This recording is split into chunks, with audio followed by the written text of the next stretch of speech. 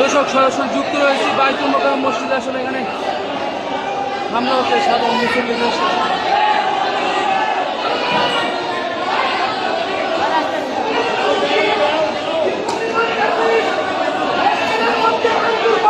Rule ভাই, ভিতরে কি হয়েছে আসলে বিষয়টা? আজকে স্বাভাবিকভাবে আমরা নামাজে আসছি, আমাদেরকে রুহুল আমিনের সন্ত্রাসীরা আওয়ামী লীগের গোপালগঞ্জ থেকে মাদ্রাসা থেকে লোকজন নিয়ে এসে আপনারা দেখেন মসজিদের ভিতরে ভাঙচুর করছে, মসজিদের ভিতরে ভাঙচুর করছে। রুহুল আমিন জোর করে নামাজ পড়াবে, নামাজ পড়া মুসল্লিদেরকে আক্রমণ করেছে, মুসল্লিদেরকে মসজিদের মধ্যে মেরেছে।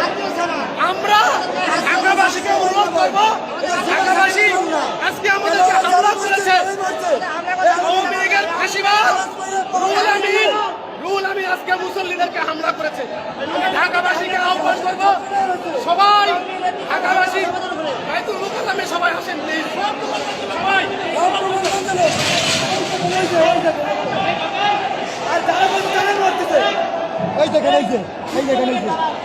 ইচ্ছা মতো মারতেছে, পিড়াচ্ছে, গেলাতে ভিতরে পিড়াচ্ছে। দর্শক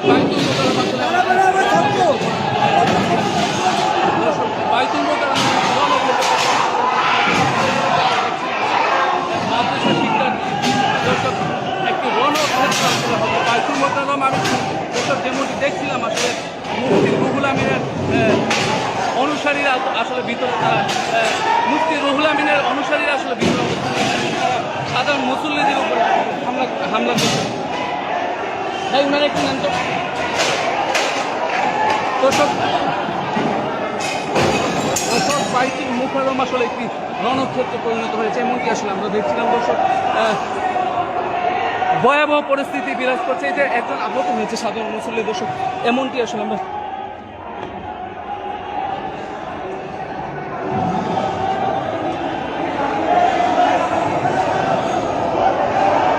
দর্শক। বাইতুল মোকাররম একটি রণক্ষেত্র পরিণত হয়েছে, এখানে সাধারণ মুসল্লি, এই যে সাধারণ মুসল্লি আসলে আহত হয়েছে নানানভাবে, যেমনটা আমরা দেখছিলাম। কি হয়েছে আপনার সাথে একটু যদি বলতেন?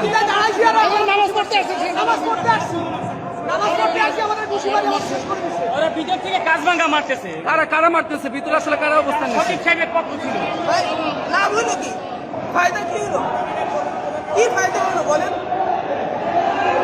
আপনার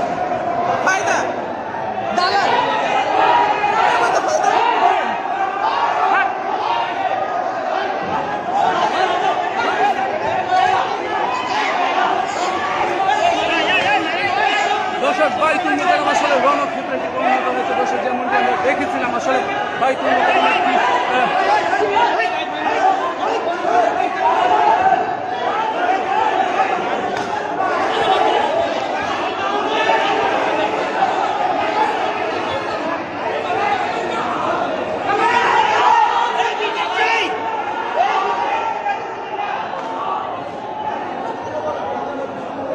দর্শক। মুফতি রুহুল আমিনের অনুসারীরা আসলে ভিতর থেকে সাধারণ মানুষদেরকে আসলে হামলা করছে। আসলে এই একজন ভাইকে আসলে দেখাচ্ছে আসলে উনি রক্তাক্ত হয়েছে।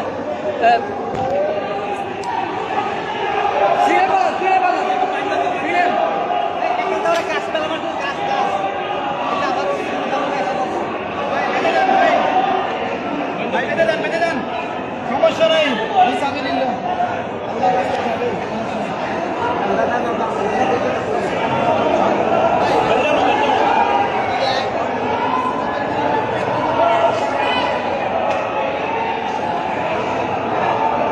ওনাকে একটু মেডিকেল নেওয়ার ব্যবস্থা করেন, একটু মেডিকেলে নিয়ে যান। আসলে এখন এক ভাই আসলে ভিতরে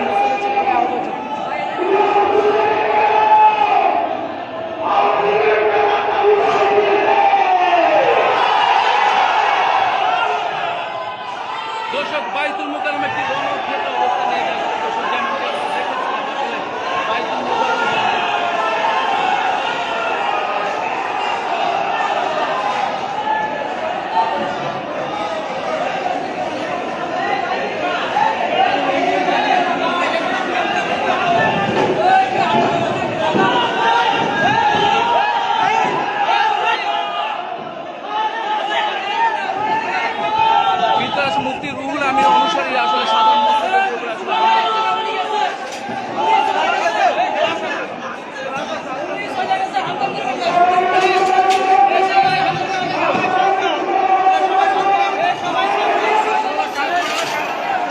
দর্শক এখানে আসলে কাজ আসলে বাইতুল মুকাররম মসজিদে আসলে গ্লাসগুলো আসলে যেগুলো